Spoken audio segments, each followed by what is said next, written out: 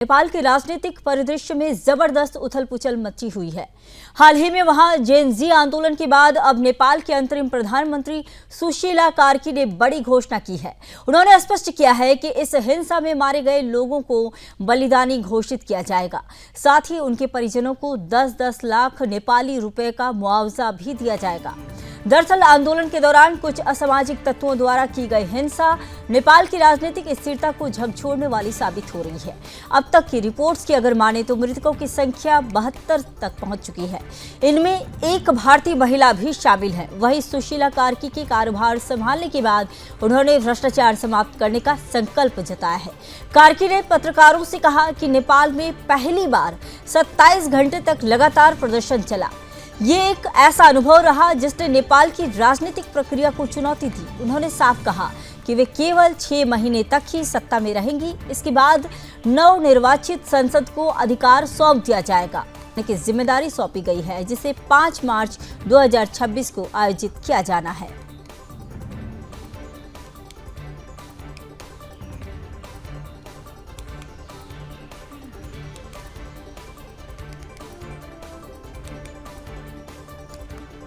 तो नेपाल में उथल पुथल के बाद अब जो है नेपाल हिंसा के दौरान मृतकों को बलिदानी घोषित किया गया है। साथ ही परिजनों को 10 लाख का मुआवजा भी देने की बात की गई है। राजनीतिक घटनाओं पर वैश्विक शक्तियों की भी लगातार नजर बनी हुई है। तो पीएम कार्की ने कहा है कि सभी जो भी मृतक हैं उन्हें बलिदानी घोषित किया जाएगा और साथ ही सभी को 10-10 लाख रुपए दिए जाएंगे सभी के परिजनों को। बता दें कि पीएम कार्की ने यह भी कहा कि 6 महीने तक वो सत्ता में रहेंगी, जिसके बाद नवनिर्वाचित संसद को अधिकार सौंप दिया जाएगा।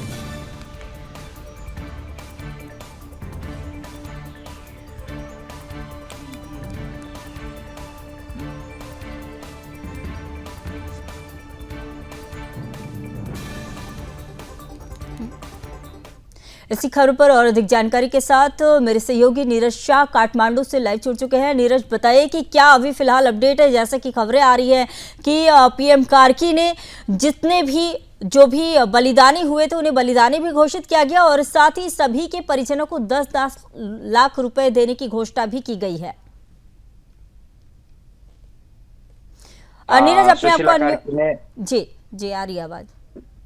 हाँ जी, नमस्कार। सुशीला कार्की ने कल के ही फर्स्ट कैबिनेट बैठक से ही 10-10 लाख रुपया पर मृतक परिजनों को और जो उसमें शहादत प्राप्त की है और कभी अभी तक उसका कुछ यकीन आंकड़ा सामने नहीं आया है, लेकिन फिर भी 72 प्लस का यहाँ पे अस्पताल सबने उसका डिस्क्लोज किया है और आज शाम 4 बजे उन सबको मृतक परिजनों को जो उसमें शहादत प्राप्त किए थे उन लोगों को पशुपति आर्य घाट में उन लोगों का दाह संस्कार करने का आज 4 बजे प्रोग्राम है वहां पे। और आज ही सुशीला कार्की ने 3 ठो कैबिनेट मंत्री भी नियुक्त किया है। उसमें कुलमान घिसिंग जो पहले एनईए का एमडी भी रह चुका है और उसके बाद आपको ओम प्रकाश अरियल जो मेयर बालेंद्र शाह का कानूनी सलाहकार भी है था, अब आपको कानून मंत्री और गृह मंत्री उसके कमान में दे दिया गया है। और घिसिंग के पास 3 मंत्रालय हैं, ऊर्जा मंत्रालय, ऊर्जा जल स्रोत तथा सिंचाई मंत्रालय, भौतिक पूर्वाधार तथा यातायात मंत्रालय और शहरी विकास मंत्रालय। 3 ठो मिनिस्टर का कमांड कुलमान घिसिंग को दे दिया गया है। और वैसे ही जो अभी रामेश्वर खनाल जो पूर्व अर्थ सचिव थे, अर्थ सचिव को अब अर्थ मंत्री बना दिया गया है। अब इसमें बहुत सारे कंट्रोवर्सी आ रहे हैं। अभी बहुत सारे हिंदू संगठन सब भाई सब इसमें विरोध जता रहे हैं कि जो आपको ओम प्रकाश अरियाल था वो आपको एक बार सर्वोच्च में रीट डाला था कि जैसे नेपाल गाय का नेशनल एनिमल है, उसको काट कर खाना चाहिए और इसको वैधानिकता देना चाहिए बोल के सर्वोच्च अदालत में रीट डाला था। इसके वजह से और उसके हाथ में आप लोगों ने गृह मंत्रालय दे दिया है, कानून मंत्रालय दे दिया है, कल जाके कानून संशोधन करेगा, गाय का मांस को वैधानिकता बनाएगा बोल के यहाँ पर हिंदूवादी संगठन सब अपना विरोध जता रहे हैं और वो भी आंदोलन में जाने की तैयारी में है। यही कहीं ना कहीं कुछ असंतुष्ट पक्ष सब जो है, जो अभी इस सरकार के प्रति खुश नहीं है, कहीं जी। ना कहीं ये विदेशी चलखेल कैसे होकर। और नीरज ये बताइए कि कौन से ऐसे लोग हैं जो कि असंतुष्ट हैं, जो कि खुश नहीं हैं? क्या राजनीति से जुड़े ऐसे लोग हैं या फिर वहां की जो जनता है वो असंतुष्ट है? यहाँ का जनता और राजनीतिक दल से जुड़े, जो नेपाल को सनातन राष्ट्र बनाना चाहिए और राजतंत्र ने, वो लोग राज संस्था के पक्ष में है।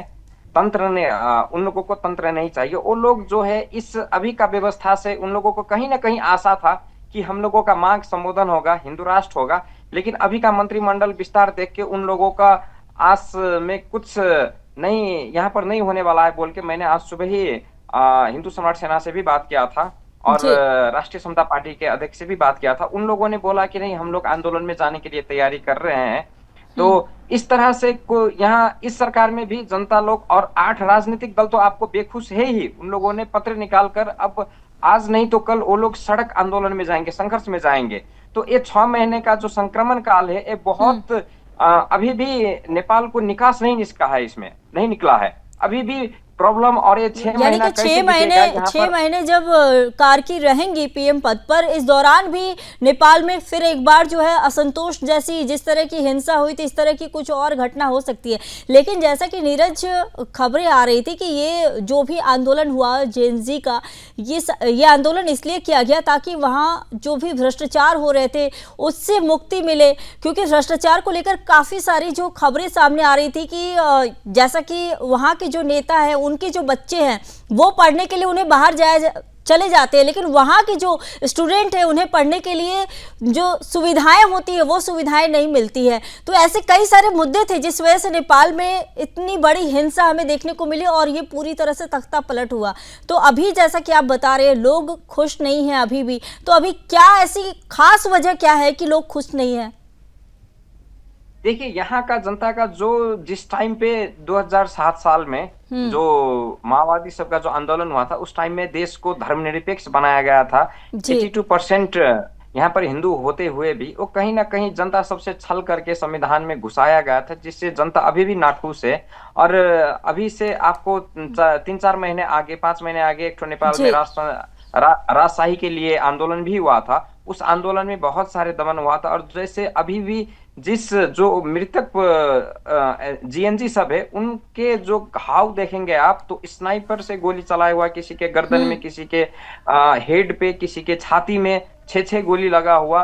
वो यहाँ का जेनजी सब बोल रहा है कि वो गोली कौन चलाया और किसने चलाया, पहले ये हमको छानबीन होना चाहिए। और भ्रष्टाचारी सबका जो जितना भी संपत्ति, जैसे नेता सबका घर जलाया गया, उसमें आपने भी देखा होगा करोड़ों पैसा, उसमें महंगा महंगा दारू, उस सबका लग्जरियस लाइफ, उन सब का पैसा का छानबीन और हर एक चीज का जो है हम लोगों का सिस्टमेटिक नेपाल अब नेपालीपन पे चलना चाहिए, किसी विदेशी इशारे पे नहीं। और अभी भी जो सरकार गठन हो रहे हैं, बिल्कुल, ये विदेशी इशारे जो आप बोल रहे हैं ना, ये सबसे बड़ा कारण एक ये भी था जिससे कि वहाँ के जो छात्र हैं वो नाराज थे और जिसके बाद ये बड़ी संख्या में आंदोलन हमने देखा नेपाल में। और साथ ही देखिए ये भी अपडेट आ रही थी कि जो वहाँ के जेएनजी से जुड़े जितने छात्र थे, उन्हें नौकरी के लिए जब वो जाते थे तो उनसे काफी मोटे रकम की डिमांड की जाती थी। जी सही बात। जैसे सरकार ने यहाँ से क्या किया था, जो गल्फ कंट्री जाएगा उनको सिर्फ जाने के लिए 10,000 रुपया, लेकिन 10,000 में यहाँ से कोई नहीं जाता था। 1.5 लाख, 2 लाख, 2.5 लाख, 3 लाख ऐसे वो लोग पैसा दे देकर विदेश में काम करने के लिए 30,000, 40,000 के पैसे पे जाते थे। ठीक है नीरज जी, बहुत धन्यवाद, आपने जानकारी दी। तो और जिस तरह से खबरें निकलकर अभी भी सामने आ रही है नेपाल से, अभी भी इस तरह के मामले आ रहे हैं कि अभी भी हो सकता है कि आने वाले समय में वहां पर प्रदर्शन हो सकते हैं।